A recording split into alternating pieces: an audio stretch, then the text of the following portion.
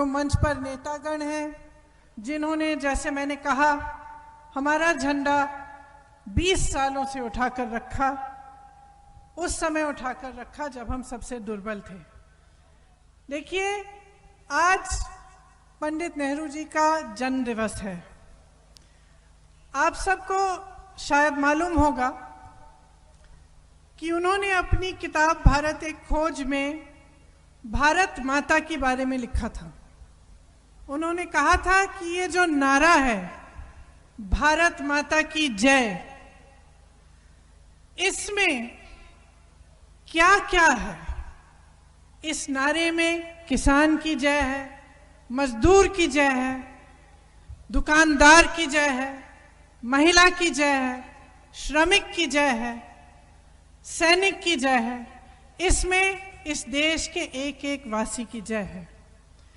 इसी नारे को लेकर गांधी जी, नेहरू जी, सरदार पटेल जी और तमाम स्वतंत्रता सेनानियों ने हमारे देश को आज़ादी दिलवाई। जिन्होंने खून, पसीना, मेहनत की, जिनकी वजह से हमें आज़ादी मिली, जिनकी शहादत से मिली, जिन्होंने अपने जीवन के साल, कई साल जेल में गुजारे, उन सब की मेहनत की कमाई से हमें आज़ादी मिली। इसीलिए नेहरू जी, गांधी जी, इंदिरा गांधी जी, पटेल जी, अंबेडकर जी, तमाम जितने भी स्वतंत्रता सेनानी थे, वे आज़ादी का मतलब समझते थे, आज़ादी का आदर करते थे। उन्हें अच्छी तरह मालूम था कि इस आज़ादी को हासिल करने के लिए कितनी मेहनत करनी पड़ी।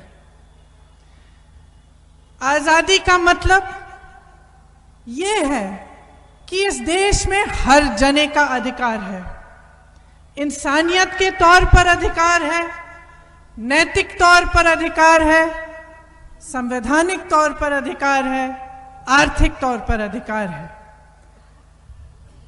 मैं जब यूपी आई 2 साल पहले, तो आस्ते आस्ते मुझे समझ में आने लगा कि ये जो समझ है आज़ादी की, ये भाजपा के नेतृत्व में नहीं है। मैं उम्भा गई, अध्यक्ष जी ने सोनभद्र की बात की, वहां पे नरसंहार हुआ था, किसान को मारा गया था, वहां भी आदिवासी थे, पुलिस ने घेरा, जमीन की माफिया ने घेरा, मारा पीटा, 13 लोगों की हत्या हुई। उस समय भाजपा की सरकार ने यह नहीं समझा कि उनके क्या अधिकार थे। उसके बाद कई ऐसे हादसे हुए। उन्नाव में जो हुआ, मैं जब उनके घर गई, उनकी बातें सुनी मैंने, मुझे लगा कि जिसके साथ इतना अत्याचार हुआ है, उनका भी शायद अधिकार ये सरकार नहीं पहचान रही है। एनआरसी, सीएए हुआ, हर जगह हम लोग गए, हमने तमाम लोगों से बातचीत की, आंदोलन किया, और यही बात ऊपर आई कि कुछ लोगों के अधिकार इस सरकार के लिए कोई भी मायना नहीं रखते हैं। हाथरस में आपने देखा कि पीड़िता के परिवार के अधिकार को किस तरह से कुचला गया, कि उसके अंतिम संस्कार भी उसके परिवार के सामने नहीं हुए। कुछ ही दिन पहले मैं ललितपुर गई, जहां पे खाद के लिए लाइन में खड़े होते हुए 2 जने मरे। 2 किसान वहां पे खड़े हुए थे, वहीं पे उनका दम टूट गया। और 2 ऐसे किसान थे जो 1-2 दिन के लिए खड़े होते होते उनका मनोबल टूटा और उन्होंने खुद आत्महत्या कर ली। मैं अरुण वाल्मीकि के यहाँ गए, आगरा के हमारे साथी यहाँ हैं, मैं अरुण वाल्मीकि के घर गई, जहाँ से 18 से 20 उनके परिवार के सदस्यों को उठाकर पुलिस ले गई। पुलिस थाने में 3 दिनों के लिए इस तरह से पीटा कि उसका मैं आपके सामने मैं बता भी नहीं सकती किन लफ्जों में उन्होंने मुझे बताया। तो ये स्पष्ट हो गया है कि जिन्होंने आजादी के लिए मेहनत नहीं की, खून पसीना नहीं बहाया, वो आजादी का मतलब समझ नहीं पाते हैं, उसका आदर कर नहीं पाते हैं। देखिए, हर घर में भी यही होता है। घर में जो मेहनत करता है, कमाता है, जो घर की नींव डालता है, उस घर को बनाता है, वो एक अलग तरह से आदर करता है उस घर का। उसके आने वाली जो पीढ़ी होती है, जिसको मुफ्त में वो घर मिल जाता है, जिसने उतनी मेहनत नहीं की, जिसने खून पसीना नहीं बहाया, वो कभी कभी कम आदर करता है उसी घर का। उसी तरह से आज ये बहुत स्पष्ट हो गया है कि आजादी का आदर भाजपा का नेतृत्व नहीं करती। वे समझते हैं कि आजादी को अपने लिए समेट सकते हैं। किनके लिए? जिनके पास सत्ता है और उनके बड़े बड़े जो खरबपति मित्र हैं, जिनको वो इस पूरे देश की मेहनत को वे बेचना चाहते हैं उन्हें और उनको सौंपना चाहते हैं। जिस भावना से ये देश बना, वो भावना कांग्रेस का एक एक पदाधिकारी, कांग्रेस का एक एक कार्यकर्ता ही समझ सकता है। बाबा साहेब अंबेडकर जी ने संविधान को इसी भावना से बनाया कि हम निर्माण करना चाहते हैं, हम कुछ बनाना चाहते हैं। समानता, अधिकार, वोट की ताकत बाबा साहेब अंबेडकर जी के संविधान ने हम सबको दी, और उसी संविधान के लिए गांधी जी, नेहरू जी और सारे स्वतंत्रता सेनानी, पटेल साहब सब लड़े। सरदार पटेल जी ने देश को एकजुट किया। पंडित नेहरू जी ने देश को बड़े बड़े उद्योग दिए, बांध दिए, अस्पताल दिए, विश्वविद्यालय दिए, आईआईटी, आईआईएम, परमाणु ऊर्जा, ये सब पंडित नेहरू जी के शासनकाल में देश को मिला। क्यों ये सब कार्य क्यों किए? देश के निर्माण करने के लिए, क्योंकि वे आज़ादी का आदर करते थे। यहाँ बुलंदशहर में भी इम्यूनोलॉजिकल और बायोलॉजिकल कॉरपोरेशन है, मथुरा में जो रिफाइनरी है, मेरठ में कताई मिल है। इंदिरा जी की हरित क्रांति से जिस तरह से पूरे पश्चिम उत्तर प्रदेश में फसल उगी, पूरा पश्चिम उत्तर प्रदेश लहलहा उठा, ये सब आप सब जानते हैं। सिर्फ विकास नहीं लाई कांग्रेस, भाईचारा भी बनाया, देश को मजबूत भी बनाया। लाइन में जो आखिरी अंतिम व्यक्ति था, उसका ध्यान देकर कांग्रेस की सारी नीतियां बनी। मनरेगा, सूचना का अधिकार, भोजन का अधिकार, ये सब किस लिए बनाई गई? ये सब जो सबसे कमजोर व्यक्ति था, उसके बारे में सोचकर बनाई गई। यही कांग्रेस है। कांग्रेस का एक बहुत पुराना नारा है, करो या मरो।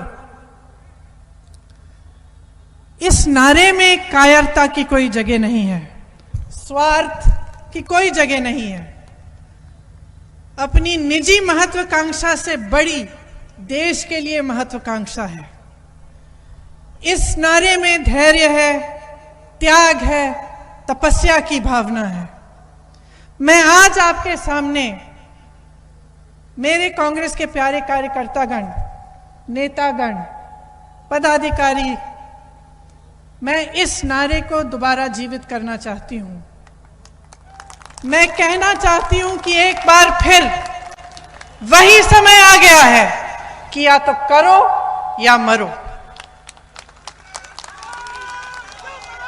ये एक बहुत अलग तरह की लड़ाई है। आज इस देश में जनता से लूट हो रही है। आप किसी भी गली में जाएं, किसी भी मोहल्ले में जाएं, किसी गांव में जाएं, चाहे वो हिंदू हो, मुसलमान हो, सिख हो, बौद्ध हो, ईसाई हो, वह सिर्फ एक बात उसके लफ्ज पे है कि मुझे महंगाई से मारा जा रहा है, मेरी रोजी रोटी छीनी जा रही है, मैं कमा नहीं पा रहा हूं, मैं खा नहीं पा रहा हूं। आपने देखा कि लखीमपुर खीरी में किस तरह से किसानों को कुचला गया। आपने आगरा का मैंने मिसाल दिया, दलितों पर कितना अत्याचार हो रहा है, महिलाओं पर अत्याचार हो रहा है। इंसान की पहचान नहीं है, ये सरकार सिर्फ अपना वोट बैंक पहचान रही है।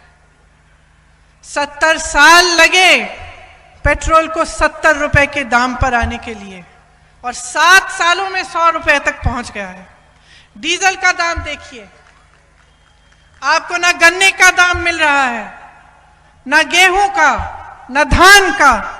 बिजली की बड़ी बड़ी बिलें आ रही हैं, खाद नहीं मिलती, बीज नहीं मिलते, गैस सिलेंडर आपको पकड़ा दिए गए। आज क्या आप गैस सिलेंडर खरीद सकते हैं? उसको दोबारा से भरवा सकते हैं? छोटे छोटे जितने भी व्यापारी हैं, दुकानदार हैं, जीएसटी की वजह से उनको कितना नुकसान हुआ है, कोरोना की वजह से कितना नुकसान हुआ है। ये एक बहुत बड़ी लड़ाई है। ये सिर्फ कांग्रेस पार्टी की लड़ाई नहीं है, ये देश की लड़ाई है। और मैं आपको कहना चाह रही हूं कि इस प्रदेश में ना सपा लड़ रही है और ना बसपा लड़ रही है, सिर्फ कांग्रेस ही ये लड़ाई लड़ सकती है। जब जब संकट हुआ है पिछले 2 सालों में, तो आप सब सड़क पे निकले हैं, आपने मुद्दे उठाए हैं, आपने आंदोलन किया है। कोरोना हुआ, आप सड़क पे आए, आपने राहत पहुंचाई लोगों को, आपने मदद की, दवा की किट बांटे। जब जब आपने देखा कि जनता के सामने एक समस्या है, आप पीछे नहीं हटे। सपा के लोग कहां थे? बसपा के लोग कहां थे? उनके नेता कहां थे? क्या उन्नाव के लिए लड़े? क्या हाथरस के लिए लड़े? क्या लखीमपुर खीरी पहुंचे? लेकिन आप सब पहुंचे, आपने आवाज उठाई, और इसी तरह से अगर आप लड़ते रहेंगे तो निश्चित है कि हम जीतेंगे। लोगों की आदत बन गई है कि कहते हैं हाँ हाँ कांग्रेस प्रचार तो कर सकती है, सड़क पर आ जाएगी, लेकिन संगठन नहीं है कांग्रेस का। मैं गर्व से कहना चाहती हूं कि आज हमारा संगठन न्याय पंचायत और ग्राम पंचायत तक गठित हो रहा है। मैं गर्व से कहना चाहती हूं कि 50,000 से ऊपर पदाधिकारी प्रशिक्षण कर चुके हैं, और 1-1.5 महीने में हम 2 लाख पदाधिकारियों का प्रशिक्षण करेंगे। और मैं सबसे ज्यादा गर्व से कहना चाहती हूं कि कांग्रेस के 18,700 से ज्यादा कार्यकर्ता और पदाधिकारी पिछले 1.5 साल में जेल जा चुके हैं, और 3 दिन से 3 महीनों के लिए जेल में रहे हैं। हमारे अपने अध्यक्ष 28 दिनों के लिए कोरोना काल में जेल गए। मैं पूछना चाहती हूं कि सपा और बसपा के कितने पदाधिकारी, कितने कार्यकर्ता इन 1.5 सालों में जेल गए हैं? मैं पूछना चाहती हूं कि भाजपा की सरकार, उनके नेता सपा और बसपा पर आक्रमण क्यों नहीं करते? हमारी आस्था पर आक्रमण करते हैं, हमारी देशभक्ति पर आक्रमण करते हैं, हमारे नेताओं पर तरह तरह के आक्रमण करते हैं। सपा पर क्यों नहीं करते? बसपा पर क्यों नहीं करते? मैं पूछना चाहती हूं, क्योंकि लड़ नहीं रहे हैं। वो जानते हैं कि असली लड़ाई सिर्फ और सिर्फ कांग्रेस उत्तर प्रदेश में लड़ रही है।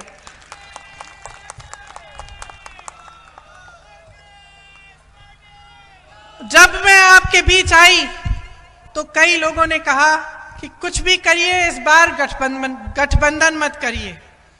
मैं आपको आश्वासन देना चाहती हूं, हम सारी सीटों पे लड़ेंगे, अपने बल पे लड़ेंगे। अगर 40% टिकट महिलाओं को मिलेंगे तो उससे भी ज्यादा टिकट हमारे संगठन के लोगों को मिलेंगे। हम आपको खड़ा करेंगे, हम आपको आगे बढ़ाएंगे। हम यहां पर कांग्रेस को मजबूत करने आए हैं, क्योंकि कांग्रेस ही इस देश के लिए खड़ी है आज, क्योंकि कांग्रेस ही इस देश की सच्चाई सामने ला सकती है, कांग्रेस ही लड़ रही है।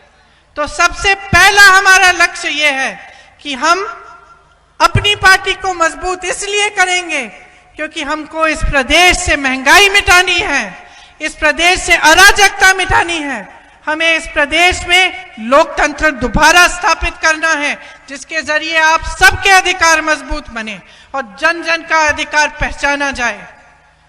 जहां सबने हमें कहा कि कुछ नहीं हो सकता, सबने कहा, जब मैं प्रभारी बनी तो मेरे ख्याल से कोई भी ऐसा राष्ट्र नेता नहीं होगा जिसने मुझे कहा कि दीदी आप यहां से निकल जाओ। सब आए मेरे पास। उत्तर प्रदेश के भी कुछ लोग हमारे साथ जो काम करते हैं उन्होंने भी कहा, लेकिन हमने यहां से एक शुरुआत की है। जहां सब ने कहा था कि कोई आशा नहीं है, वहां पर हमने और आपने मिलकर आशा जगाई है। सबसे बड़ी भूमिका आपकी है। आपने जो 1.5 साल में किया है, आपने साबित किया है कि जो कांग्रेस का कार्यकर्ता है जब अपना मन बना लेता है तो कितनी भी मुश्किल परिस्थितियां हो, कितनी भी मुश्किल स्थिति में हो, वो उठेगा, खड़े होगा, अपनी पार्टी का, अपने देश का झंडा ऊंचा रहेगा और लड़ेगा। तो इसी भावना से मैं आपसे कहना चाहती हूं, मात्र 3 महीने बचते हैं, उससे भी कम। रुकिए मत, डरिए मत, झुकिए मत, मजबूती से आप आगे बढ़िए। मैं आपके साथ खड़ी हूं। मैं यहां लड़ने आई हूं, आपकी लड़ाई लड़ने आई हूं, उत्तर प्रदेश की जनता की